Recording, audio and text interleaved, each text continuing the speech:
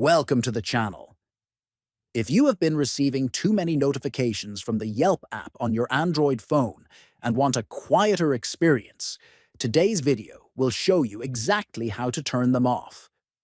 We will go through the process clearly so you can manage your notifications without any hassle.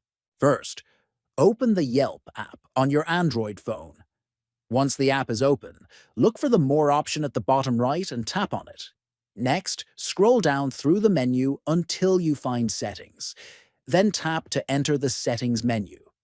After opening Settings, find the Push Notifications option and select it. Then you will see a toggle labeled Allow Notifications. Simply turn this toggle off to disable all push notifications from Yelp. Don't forget to subscribe to the channel, give this video a like, and share it with friends who might find it helpful. Thanks for watching and stay tuned for more useful tips.